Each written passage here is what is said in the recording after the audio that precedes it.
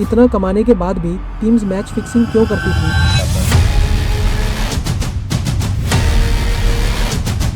5 लाख ठीक है आपके लिए एक नो बॉल के? 10 करोड़ राजीव भाई, 10 crore. Email links to Lalit Modi which refer to his alleged beneficial interest in 3 IPL teams.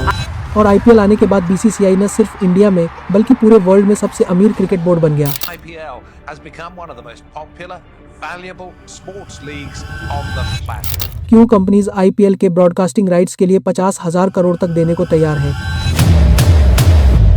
Rights for TV and broadcast will fetch the BCCI over 47,000 crore rupees. Tata हर साल सिर्फ एक नाम लगाने के लिए बीसीसीआई को 500 करोड़ देता है।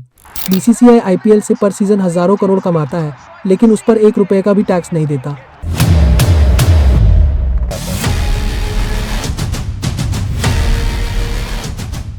अप्रैल 2008 इंडिया में पहला आईपीएल मैच बेंगलोर और कोलकाता के बीच खेला जाता है।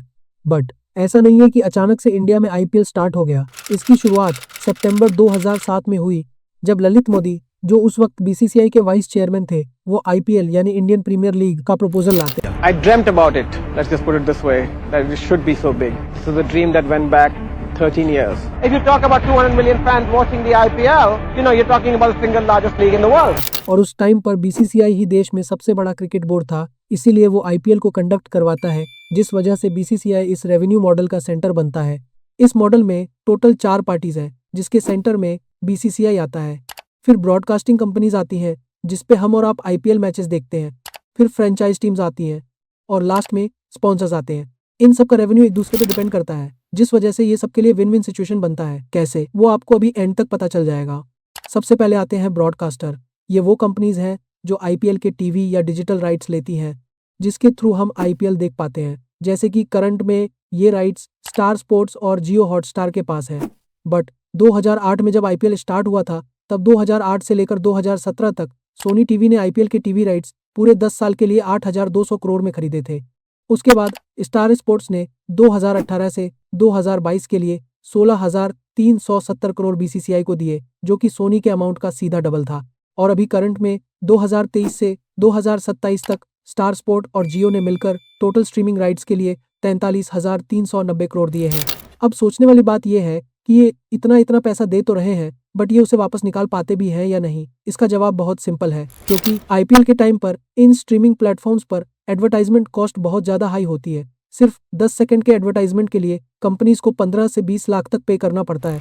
इसके बाद आते हैं टीम फ्रेंचाइजीज, जैसे कि Chennai super Kings, Mumbai Indians, royal Challengers Bangalore और भी बाकी सब।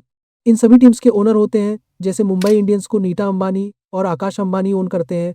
आरसीबी को 2008 में विजय माल्या ओन करते थे, बट बाद में इसकी ओनरशिप यूनाइटेड स्पिरिट्स को मिली और सीएसके को इंडिया सीमेंट के मालिक एन श्रीनिवासन ओन करते हैं। ये ओनर सारे खिलाड़ियों के मैचेस के दौरान होने वाले सारे एक्सपेंसेस, जैसे कि होटल, ट्रैवलिंग, प्रैक्टिस और सारी चीजें कवर करते हैं। आईपीएल में एक टीम का पर सीजन एक्सपेंस अराउंड 200 करोड़ रुपए तक होता है, और इतना एक्सपेंस करने के बाद भी जीतने वाले को सिर्फ 20 करोड़ मिलते हैं, जो कि बहुत कम है। बट ये इनका रियल रेवेन्यू सोर्स नहीं है।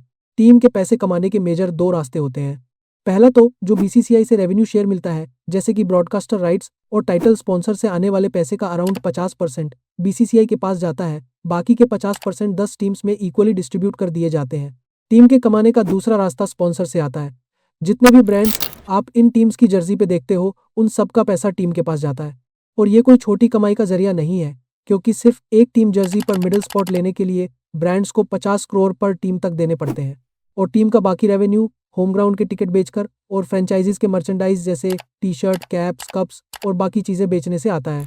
पर इतने सब के बाद भी किसी टीम का मेन मोटिव कभी भी आईपीएल जीतना नहीं होता। उनका मेन मोटिव हमेशा ज्यादा मैचेस खेलने पर होता है। हालांकि जो टीम जीतती है उसको एक्स्ट्रा 20 करोड़ का प्राइज पूल मिलता है और उनकी ब्रांड वैल्यू काफी बढ़ती है। पर जो टीम टॉप 4 तक भी पहुंच जाते हैं, उनके लिए भी सिचुएशन सिमिलर ही रहती है, क्योंकि उन्हें बाकियों से ज्यादा मैचेस खेलने को मिलता है, जिसका मतलब ज्यादा व्यूअरशिप, जिससे उन्हें एक्स्ट्रा एड्स और स्पॉन्सरशिप मिलते हैं। बाकी जीतने वाली टीम की ब्रांड वैल्यू भी काफी बढ़ती है।